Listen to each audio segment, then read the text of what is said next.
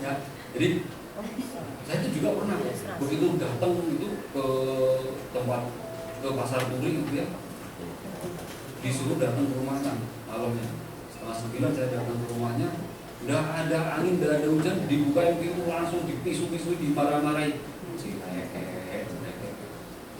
Tidak apa-apa ya, saya bilang oh iya dulu gitu ya. Memang ngomong apa? Marahnya itu saya juga tidak ngerti. Ya. Tapi teman-teman ya satu hal, kita itu kan di sini itu kan yang dibayar apa sih? Telinga kita kan. Jadi tempat sampah itu tadi didudukin aja. Sampai jam 10:30 waktu itu saya dimarah-marahi, terus berapa jam itu? 2 jam. Dimarahi itu. Ya. Tapi wanita kan gitu ya, kalau sudah tumpah semuanya gitu kan, sudah tumpah semuanya itu balapku gitu ya, balapku udah senang ya. Jam 11:30 ya waktu itu pulang dari sana, udah tanda tangan, udah kasih buah gitu ya, malah saya di sana kira. Nah, bisnis ini tanpa modal. Karena tanpa modal, sehingga bisnis ini menjadi sangat menarik. Yang kelima adalah tanpa risiko. Tanpa risiko, tanpa hambatan, dan tanpa tekanan. Ya, teman-teman suka enggak tekanan? Nggak suka kan? Apalagi kita ditekan target. Ya, dulu saya kerja di perusahaan lama, ya target itu adalah makanan sehari-hari. Kalau targetnya tercapai Agustus, bisa happy nggak? Nggak bisa. Kenapa? Karena targetnya pasti direvisi. Ya, targetnya pasti salah. Mosok target Agustus tercapai kan gitu. Nah, jadi di bisnis kita ini ada satu hal yang juga sangat menarik. Tidak ada tekanan, tidak ada target. Ya, walaupun saya ingin sampaikan ke teman-teman, kerja pakai target itu enak nggak sih? Dikejar target itu enak nggak sih? Stres ya? Tapi kerja tanpa target bisa maju nggak? Nggak bisa. Tetapi uniknya bisnis ini adalah target itu adalah yang membuat Anda sendiri. Kalau Anda perhatikan ya, teman-teman yang mau promosi menjadi unit manager setiap akhir tahun, entah November, entah Desember, kalau belum tercapai, rela setengah mati loh, mati-matian, mungkin kerja sampai malam, kerja mungkin maybe nggak tidur segala macam, hanya untuk promosi, bener kan? Banyak ada kejadian kayak gitu. Padahal kalau nggak promosi emang dimarahin nggak sama bekerja? Ya juga. Lah, padahal waktu mungkin kalau dia pernah kerja di tempat lain, targetnya tidak tercapai ya biasa-biasa aja tuh. Uniknya bisnis ini di situ, ya. Karena di bisnis ini tidak ada tekanan, tidak ada target, kita mentarget diri kita sendiri, gitu ya. Dulu tuh saya paling hafal nih namanya tanggal merah, saya paling hafal. Sekarang saya tidak ingat lagi. Paling ingatnya kalau hari Minggu tanggal merah, gitu ya. Saya ingatnya apa? Karena lupa anak saya nggak di sekolah ya. Oh, ternyata hari Minggu. Sangat enjoy. Ya, apalagi yang tak rumuskan itu bagaimana. Nah, berikutnya teman-teman, bisnis ini super express. Gini, untuk mendapat 100 juta per bulan, rutin loh ya, bukan 100 juta sekali tok, ya. Kalau 100 juta sekali tok ya nggak usah cerita, gitu kan. Tapi mendapatkan 100 juta per bulan rutin, butuh effort berapa lama? 5 tahun. Berapa lama? 3,5. Ini siapa bilang 5 tahun? Butuh berapa lama? Kita butuh effort berapa lama supaya kita dapat rutin start dari 100 juta. Kalau 100 juta per bulan terus ya janganlah ya, naik terus ya. Berapa lama? 3 tahun. Saya dulu 2,5 tahun. Saya jual di Mei 2009, 2012 agency manager. Artinya bisnis ini cepat sekali, super express. Nah, dulu saya kerja di perusahaan lama, ya tidak mengurangi rasa syukur saya dari di sana ya. Saya kerja di perusahaan lama itu saya cuma 12 tahun. Ya income-nya ya gitu-gitu. Gitu ya. Saya punya usaha sama istri saya. Kalaupun dapat 100 juta ya, modal yang mesti diputar berapa? Ya, Kalau teman-teman pernah punya usaha konvensional, untuk dapat cuan, ya, untuk dapat cuan pek tiao, yang mesti diputar berapa? Berapa kali lipat? Kalau 2 kali lipat nggak mungkin. 10 kali lipat tuh minimal, ya, minimal 1 miliar baru dapat 100 juta per bulan. Itu pun untung-untungan itu, ya, itu pun untung-untungan. Nah, di sini luar biasanya seperti itu, super express, bener-bener cepet, ya, bener-bener ini sebuah percepatan. Karena dalam bisnis itu yang paling menarik jangan melihat income-nya dulu, percepatannya seperti apa. Itu yang paling menarik kayak gitu. Percepatannya kayak apa sih? Ya kalau income ya jangan ngomong income ya, jangan ngomong income, tapi percepatan. Saya ingat kok, saya dulu income pertama saya dari kerja itu 90.000. CPS-nya itu masih saya simpan itu sebagai barang usaha saya ya, 90.000. Saya kan join 4 Mei jadi terima 15 Mei ya, itu 90. 31 Mei itu sudah hampir 5 juta loh. Kan 200 juta kayaknya. Ya, sekitar 4 juta berapa ya lupa saya. Ya. Nah, percepatannya tuh luar biasa seperti itu. Hati-hati buat teman-teman yang masih mahasiswa yang masih bujangan ya, nanti berat jodoh kali ya. Kalau sudah 100 juta bingung ya. Sing di yo. Apa-apa nanti tinggal tunjuk aja. Ya, pacarnya jangan sampai ya. Ada beberapa ya. Nah, berikutnya bisnis ini sudah sangat teruji, terbukti dan teruji. Bukan hanya teruji tapi terbukti dan teruji. Maksudnya teruji apa? Dari dulu kan kayak gini terus. Ya. Teruji. Prudential sendiri sebagai mitra usaha bisnis kita itu udah teruji dari tahun 1848. Udah hampir 200 tahun. Terbukti. Terbuktinya apa? Ada 2.000 orang lebih di Prudential Indonesia yang punya income 100 juta per bulan ke atas. Ya, jadi benar-benar terbukti. Terus terang saya sendiri dulu juga tidak pernah memimpikan bisa punya income seperti ini. Gitu ya. Saya nggak ngerti, maybe Pak Kando juga gitu. Kaget-kaget aja gitu ya, kaget-kaget aja. Kita lihat Januari tahun ini, lihat Januari tahun sebelumnya, lihat Januari tahun sebelumnya lagi, kok lipatnya bisa berkali-kali. Nah, bisnis ini benar-benar terbukti dan teruji. Kalau tidak terbukti, untuk apa kita mati-matian di bisnis ini? Ya. Nah, next berikutnya adalah bisnis ini nilai positifnya sangat luar biasa. Di sini kita bukan hanya sekedar cerita mengenai uang, tapi ada cinta di sini. Ada juga persahabatan. Bisnis ini luar biasa, ya. Kita di Prudential ada satu hukum bahwa kalau kita mau tambah gede, ya kita mesti tolong orang semakin banyak. Itu top bisnisnya. Tolong orang mengatur keuangannya maupun tolong orang untuk mempunyai penghasilan. Mudah itu toh. Bisnis sangat menarik karena kita dapat dua hal, ya, dunia dan akhirat. Dapat dua-duanya. Semakin kita banyak tolong orang, semakin gedelah bisnis kita. Beda pada saat maybe kita punya usaha gitu ya. Ada orang datang ke kita minta pekerjaan. Kita ya pengen nolong tapi tidak bisa kasih pekerjaan semua orang yang datang gitu. Atau ada orang minta diajarin ke kita, saya punya toko minta diajarin, Pak gimana nih cara memulai ini? Bohong lah kalau saya ngomong saya akan ajarin dia dengan tulus. Ya, tidak mungkin. Nah di bisnis ini benar-benar positif sekali, ya, positif sekali. Karena kita pasti akan tolong agent kita tulus dan kita tidak akan pernah takut tersaingi sama dia. Ya. Nah, berikutnya adalah yang sangat menarik. Saat ini di Indonesia, bisnis ini pasarnya hampir tidak terbatas. Ya. Saya bilang hampir tidak terbatas. Kenapa? Karena tuh pertumbuhan penduduk Indonesia cepat banget ya, gede banget ya. Satu orang aja anaknya 4, gitu kan? Cepet banget. Nah, 300 juta jiwa yang punya baru 10 juta. Aduh, alangkah kita sia-sia kalau kita nggak bisa dapat ya sepersekiannya gitu ya. Dan kita tidak pernah perlu pusing-pusing dengan harus memikirkan pengembangan produk. Nggak perlu ya kita ya, biar dipikir sama Brinsil ya.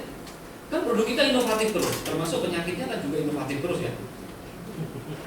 Ya penyakit di kita kan inovatif macam-macam. Jadi pasar kita tidak akan pernah hilang. Nah itu luar biasanya seperti itu. Ya. Bahkan nanti kalau teman-teman yang masih berjalan nanti mungkin bisa dapat jodoh di Brinsil ya, bisa kan ya? Bisa ya, bisa dapat jodoh. Jadi benar-benar positif gitu ya. Buat kita menjadi positif. Nah, satu hal lagi, saya tuh ngepas-ngepaskan sampai jam 12 tuh. Tapi sampai bingung ngomong apa ya. Berarti ini tengnya. Nah, kita ada sesi tanya jawab lagi. Langsung apa telekonferensi? Satu lagi di bisnis ini yang sangat menarik. Jadi saya mengumpulkan itu ada 10 hal yang membuat saya sangat tertarik dan membuat saya betul-betul klik di bisnis ini. Yang terakhir adalah bisnis ini endingnya itu bagi saya cukup menawar, ya. Endingnya itu bagi saya cukup menawar. Pilihannya cuma 2. Ya. Bisnis itu endingnya pilihannya cuma 2, sukses atau sukses sekali. Itu aja pilihannya. Jadi kalau nggak mau sukses ya sukses banget. Ya. Endingnya seperti itu. Dan di bisnis ini hanyalah bisnis duplikasi, teman-teman. Kita tiru orang, tidak ada yang melarang. Ya. Dulu saya ya ini aja ya. Ini sharing sedikit aja karena ini yang menjadi mindset saya pada saat saya menjalankan bisnis. Waktu kemarin Bu Citra tanya saya, Pak, apa 2 kata ya yang membuat Bapak bertahan di bisnis ini. Terus apa yang membuat Bapak klik? Kalau ngomong teori, ya saya inventarisir ya 10 hal tadi. Tapi ada satu yang membuat saya klik. Tahun 2001 saya tidak klik. Tahun 2006 saya tidak klik. Tahun 2007 saya tidak klik. Tahun 2008 ya saya dikasih bangkrut sama Tuhan. Tahun 2009 sekitar bulan April saya itu diajak oleh leader saya. Nah, leader saya ini luar biasa, Pak Indriani namanya, ya, di SB7. Saya diajak untuk mencoba menjalankan bisnis ini. Untuk lebih lagi, saya diminta datang waktu itu di sebuah pertemuan, ya, di pertemuan apa sih kalau sekarang di BOP ya. Saya dulu nggak ngerti istilahnya apa, nggak ngerti. Kalau dulu di Hotel Mercure, Miramar ya sekarang ya. Dan Mercure di mana? Jalan apa itu? Darmo ya, Darmo. Nah, April waktu itu akhir April saya di sana pulang dari kantor, saya ngumpul-ngumpulan gue lah. Kalau zaman dulu itu, nah ikut GBO itu ngumpul-ngumpulan nggak karu-karuan. Ya saya berjuang untuk masuk supaya dapat snack. Kan dikasih snack sih, lumayan pulang kantor kan capek-capek kasih snack. Ya. Nah, saya janjian dengan istri saya di sana. Waktu itu kondisi lagi bangkrut, nggak karu-karuan, pikiran nggak tengah.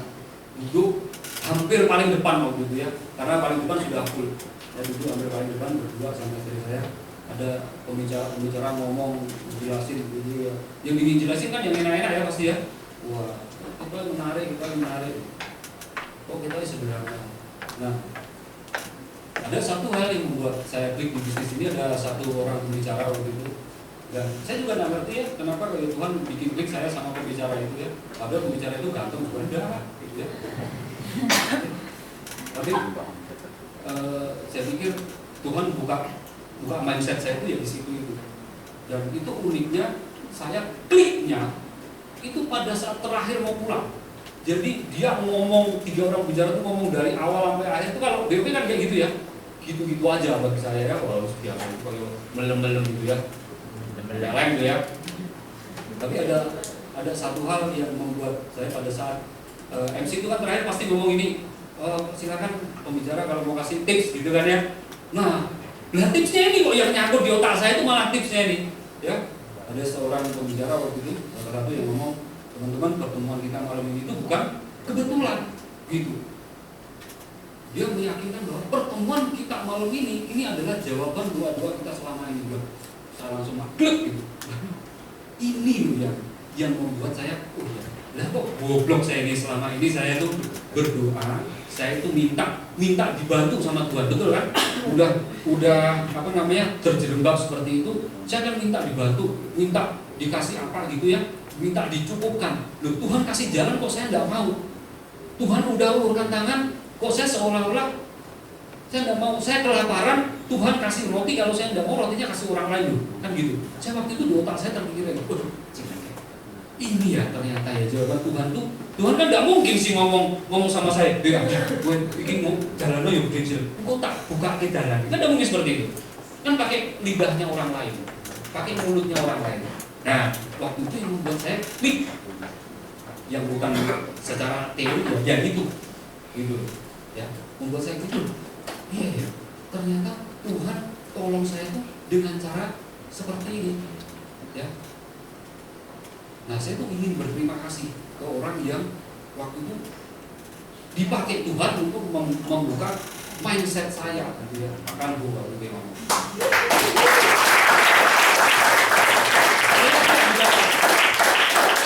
Waktu itu kadang masih awal-awal KM, ya masih awal-awal. Saya juga nggak ngerti kenapa kok ya dengan seperti itu kok saya jadi juga sering ngomong di sini gitu ya, 4 kali gitu ya. Kode kantornya pun angkanya sama gitu. 112, 121 ya. Walaupun lebih keren 21 gitu ya.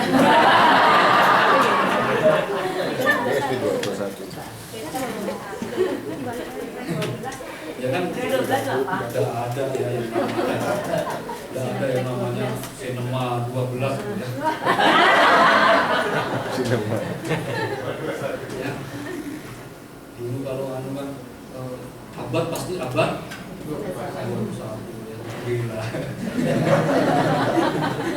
Nah, jadi seperti itu teman-teman.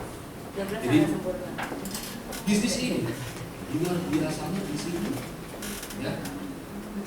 Maybe kita ketemu orang itu ya biasa-biasa aja, tapi please bertahan, karena jangan-jangan Tuhan kasih you buka mindset itu di akhir-akhir acara loh. Tuhan kasih you terbuka pencerahannya itu di akhir-akhir sesi pada saat Anda mau menyerang, gitu ya. Bisa jadi. Ya. Saya sering ngomong sama anak saya, kalau makan harus habis ya. Kenapa Pak? Ya satu, di luar sana banyak orang yang butuh makan, jangan buang-buang makan. Kedua, jangan-jangan Tuhan kasih berkat itu di sendokan terakhir loh. Sendokan terakhir juga baru ada berkatnya. Ya, satu hal yang saya ingin bagikan semangat saya ke teman-teman adalah pada saat saya ketemu siapapun, teman-teman kalau ya sekarang nggak ada GBOP lagi ya di Indonesia. Kalau ada GBOP itu saya mau undang agent mau undang, saya pasti hadir. Saya selalu hadir. Saya cuma ingin dengerin gitu ya. Apa yang membuat pembicara ini menjadi hebat dalam mindset saya. Ya, dari agent sampai sekarang. Ya. Kalau you can do it, I can do it better. Saya cuma berpedoman seperti itu. You can do it, I can do it better.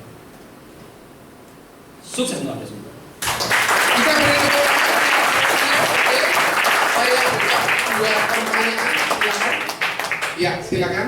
2 pertanyaan saja. Setelah itu selesai. Iya. Action dulu. Oke. Pak, itu pertama gabung katanya canvassing ya? Iya, betul. Canvassing.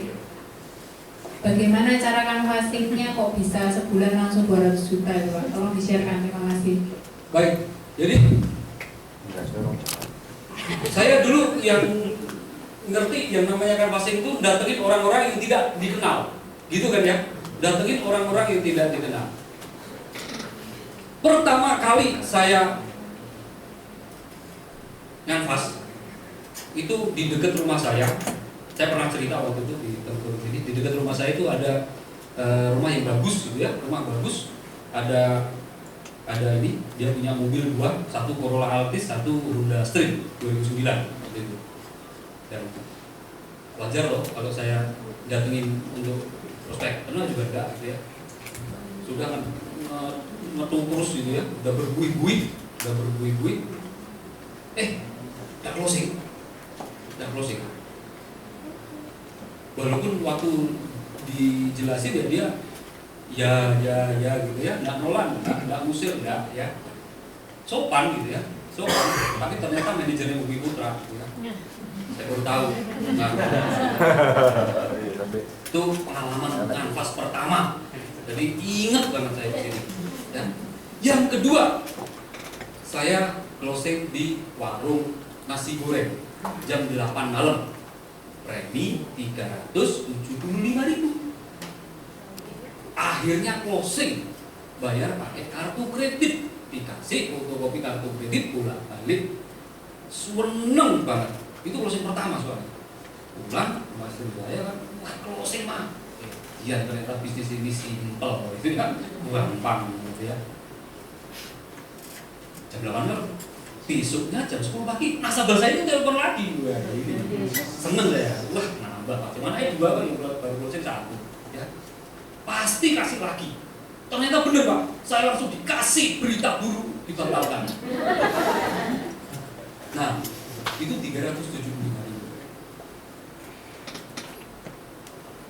Itu loh yang 90.000 ya dari situ itu ya. Tadi kan saya cerita 90.000 ya. Ya itu satu nasabah ini. Nah, dari situ kalau saya seperti ini ya, nganvas dengan cara seperti ini, iso-iso aku kena level. Ya. Capek, harus banyak sekali ketemu orang. Mau ndak mau, saya harus nekat ketemu orang yang kaya, sumber duit. Nah, karena saya harus ketemu sumber duit, berarti saya harus berani ketemu sama orang yang pasti jauh lebih tinggi daripada saya status sosialnya, ya. Itu masalah enggak? Masalah Bu, ya. Masalah. Ya apa caranya ketemu sama orang yang status sosialnya lebih tinggi dan saya enggak punya apa-apa, ya. Saya enggak punya apa-apa. Ya apa? Mosok saya datengin ke rumah orang pakai motor silian apa kadang-kadang nebeng gitu kan? Nanti gimana dong? Nah, akhirnya waktu itu saya cari akal, ketemulah dengan terpaksa saya harus nganvas di PGS di Pasar Turi. Kenapa? Karena yang didatengin juga tidak ngerti saya datang pakai apa. Ya, saya datangnya pakai mobil gonta ganti gitu ya, keren kan? Satu angkot apa gitu kan? Nah, caranya seperti itu. Memang yang datengin orang yang punya duit, yang statusnya lebih tinggi dari kita, penolakannya gede nggak? Gede, ya. Sakit hatinya gede nggak? Sakit hatinya gede nggak? On kalau sampai sakit hati. Ya, kerja, sorry ya, saya kadang-kadang pakai kata-kata kayak gitu ya. Jangan sakit hati ya. Kerja di bisnis ini ada satu syarat, jangan pernah bawa perasaan. Ya, memang kerja pakai nurani betul, pakai hati betul, tapi jangan pernah bawa perasaan. Kalau kita kerja di bisnis ini melibatkan perasaan pribadi, waduh, ditolak satu orang, sedih banget rasanya. Nggak bisa seperti itu. Aku tadi dihapusi sama orang, dikasih alamat palsu, ayo ting-ting gitu ya, kasih alamat palsu, tak cari nggak ketemu, ternyata kandang sapi, waduh. Sedih, nggak bisa. Jangan pernah bawa perasaan di bisnis ini. Ya, sama seperti Anda, misalnya ada profesi dokter di sini, ada nggak? Tidak ada ya? Tidak. Saya punya agent. Saya punya agent dokter. Ya.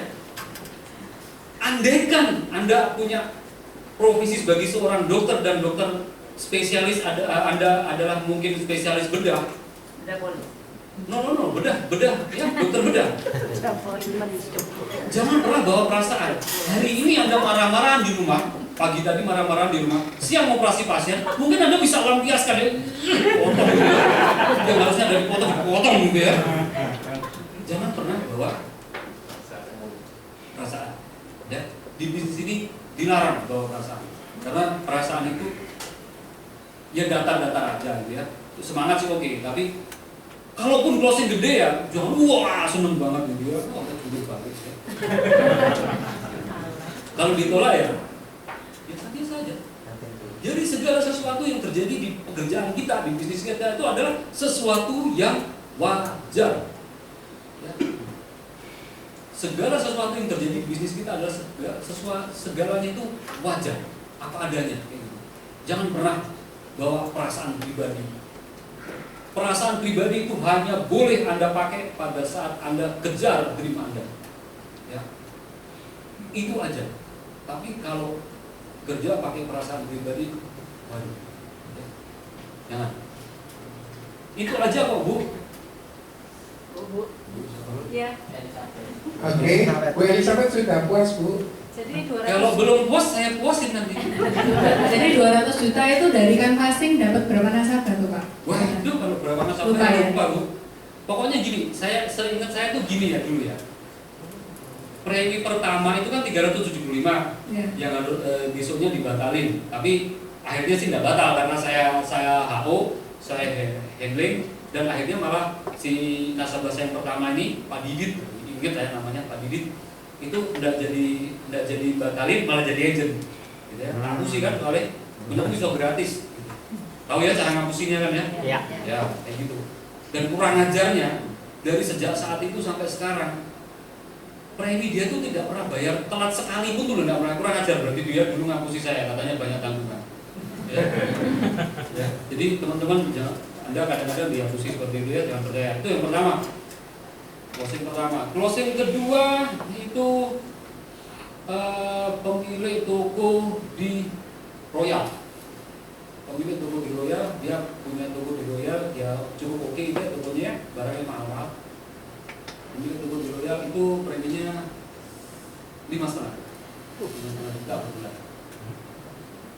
Closing ketiga nganvas itu pemilik toko mebel Jati Jepara itu. Kan gampang ya melihat kalau dia di toko dia mebelnya banyak sekali, itu berarti modal yang diputar di situ banyak sekali. Itu closingnya 5 juta. Closing keempat itu pemilik mebel Jati Jepara juga, itu closingnya 9 juta. Closing berikutnya itu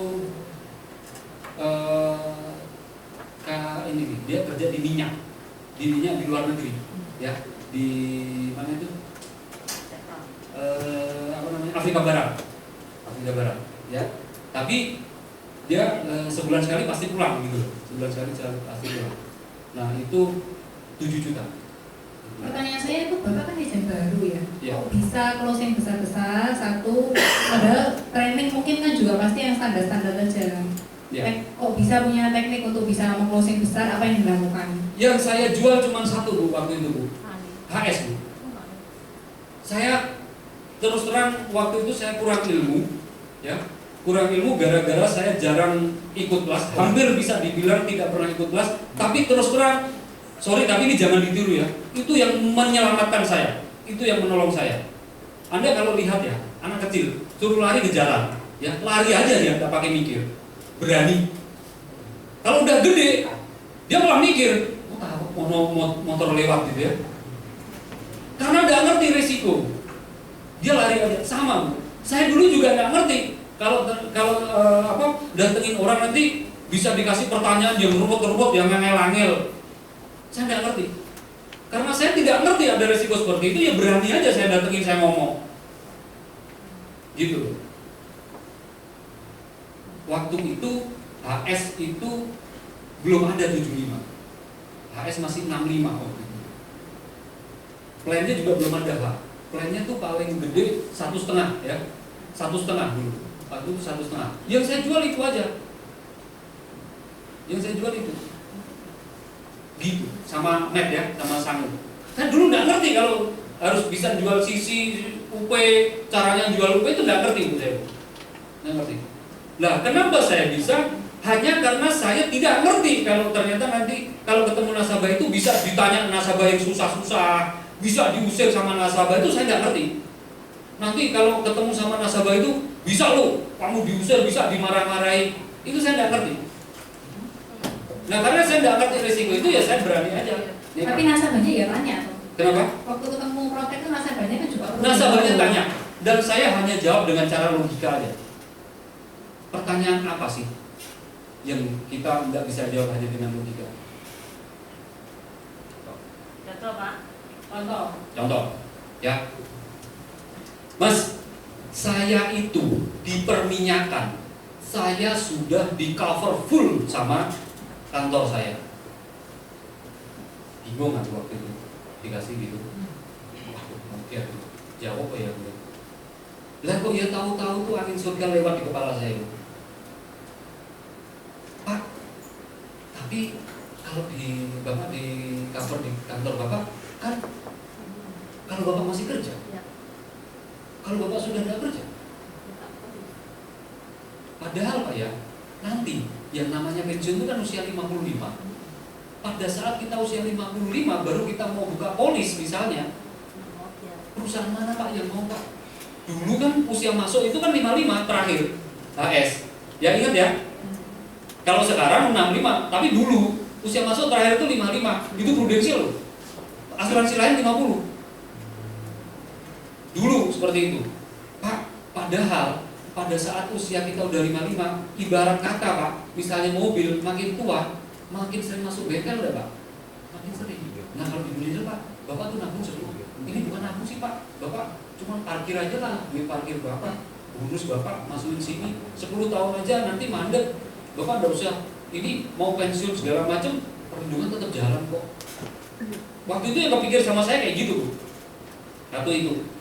Terus kedua, ya kalau sampai usia 55 tuh kalau enggak pernah terjadi apa-apa. Ya kalau misalnya dia kena diabetes kayak kena stroke kayak nanti begitu pensiun emang bisa buka asuransi dimanapun. Ya sekarang ada BPJS tapi dulu kan nggak ada. Gitu. Jadi saya jawab pakai logika aja waktu itu. Dan orangnya juga mando-mando gitu ya. Terus Tiro Mas, begitu ditanya Tiro itu aku sih bingung ya. Tiro ya itu saya. Sebentar Pak.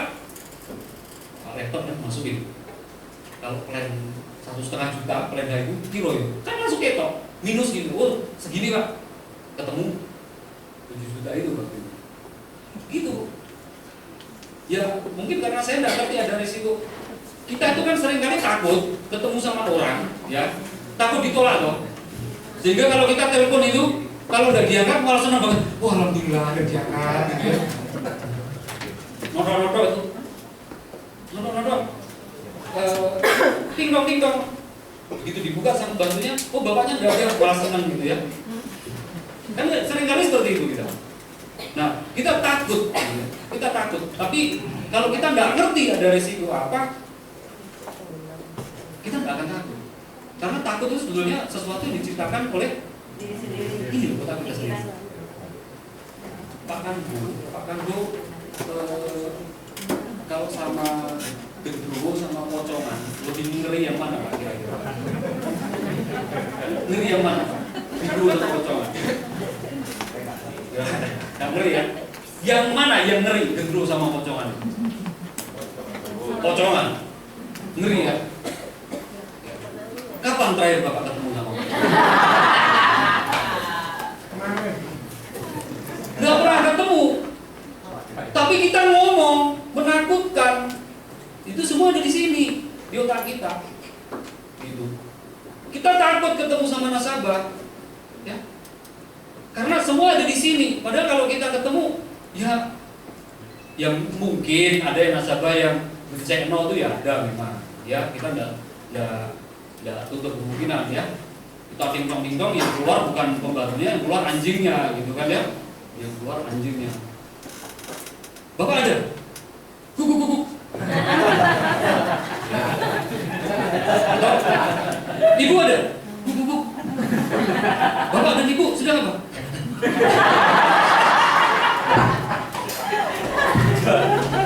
Lain ya. Ada yang memang nasabah yang benci sama seperti itu. Tapi semua itu ada di otak kita. Kalau tidak percaya, Anda punya anak kecil, suruh lari di jalanan. Ayo lari aja deh, tidak pakai mikir. Tapi Anda sendiri ya, masih nengok-nengok. Terlalu banyak. Orang dewasa tuh terlalu banyak yang dipikirkan. Betul ya Pak ya? Handuk putih Pak, dimasukin laut merah, jadi apa? Ya toh, pasti jawabannya gitu. Padahal handuk putih masukin laut merah, pasti jadi basah Pak. Ya, terlalu banyak ini. Ya, jangan pernah takut. Itu aja Bu. Ya, siap. Makasih. Oke, pertanyaan terakhir Bu, Ibu mau tanya apa Bu ke Bapak Bu? Oh, istri saya itu tanya pasti kapan berusaha? Berarti karena asetnya bertambah banyak ya, cicilannya bertambah banyak. Saya undang untuk para leader untuk maju ke depan ya. Terima kasih. Ada. Terakhir ya Pak. Soalnya setelah ini Pak Nugroho flight ke Singapura. Kok mesti aku loh sih ngecat so. Terima kasih Pak. Pembicaraannya sangat menggugah hati. Saya singkat karena waktunya juga katanya pendek aja. Seperti Bapak bilang tadi, kalau mau sukses itu ya cari yang berduit sekalian. Jadi ibaratkan kalau pasar sekalian gitu Pak ya. Iya. Jadi cari yang kelas kakap lah katanya orangnya. Nah, terus kebetulan saya pengalaman juga di tempat kerja saya. Antara karyawan dengan pengusaha, saya lebih cenderung pengusaha karena duitnya banyak. Nah, sama di compare dengan Bapak tadi sama. Nah, yang saya mau tanyakan sekarang adalah, kalau Bapak mikirkan dari awal sampai sekarang, dari semua nasabah Bapak yang ada employee, ada owner, kebanyakan mana Pak? Dan bagaimana cara Bapak singkat saja menghadapi orang yang owner atau yang employee tadi yang supaya bisa lebih banyak closing, gitu Pak. Terima kasih. Baik. Jadi nasabah saya pribadi ya, nasabah saya pribadi lebih banyak employee atau lebih banyak owner? Dulu ya, dulu waktu saya masih aktif jualan itu memang banyak yang gede-gede itu owner, gede-gede owner. Ya, makanya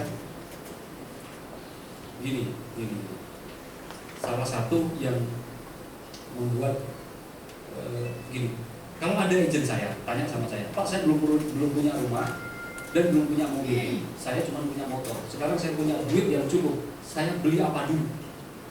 Jawabannya adalah beli mobil dulu, bukan beli rumah dulu. Saya loh ya, ini jawaban saya loh ya.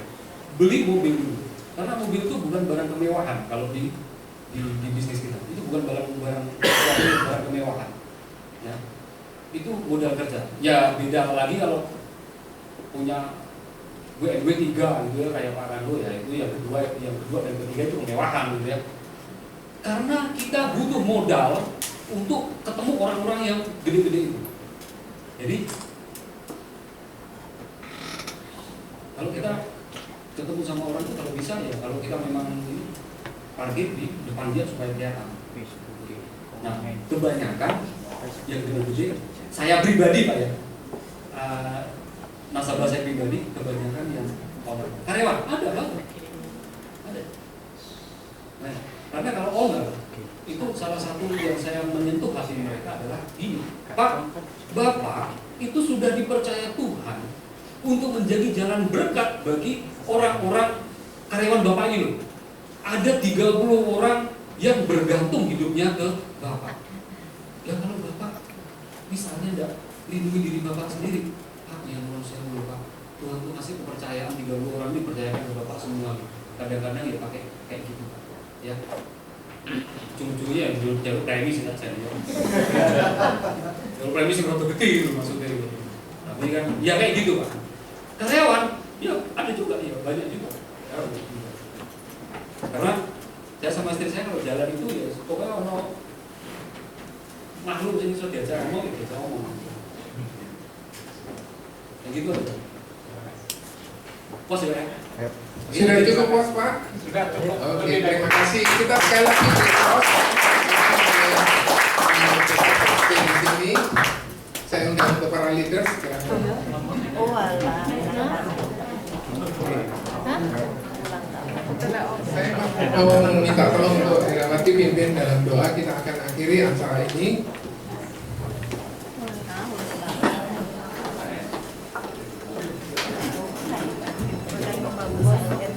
Ini Bapak Ibu kita bagi berdiri untuk doa.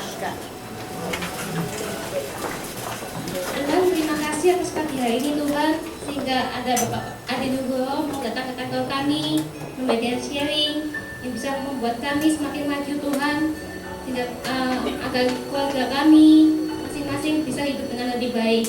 Tuhan, terima kasih atas Pak Adi Nugroho, berkati dia dan keluarganya Tuhan, dengan kesehatan, dengan kesuksesannya Tuhan, sehingga kantornya bisa lebih berkembang, bisa lebih banyak membantu timnya dan juga orang lain juga Tuhan. Tuhan juga berkati kami semua yang di sini Tuhan. Ya, berkati kami dan berusaha menjadi lebih baik Tuhan, agar masing-masing kami Tuhan untuk pemuda jalannya bisa mencapai target kami. Bagi agent bisa mencapai UM, bagi itu bisa promosi untuk menjadi lebih tinggi Tuhan. Terima kasih Tuhan, kami serahkan semuanya ke dalam nama Tuhan. Terima kasih. Amin. Bapak Ibu, saya bertanya, yang ulang tahun di bulan ini siapa? Hera. Ada lagi yang berulang tahun? Mari maju ke depan.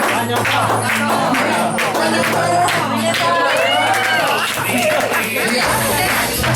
Ayo, yang terakhir.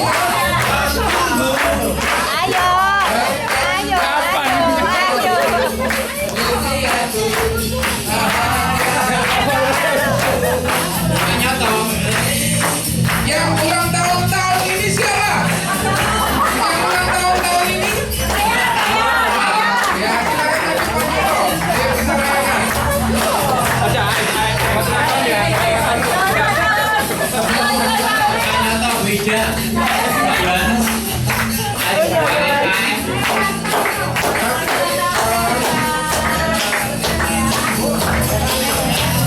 Make a wish dulu Hera, Pak Joko make a wish.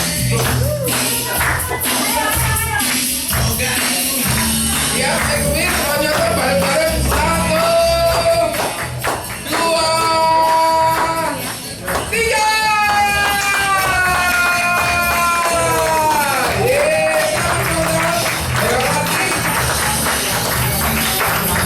Selamat tahun ya.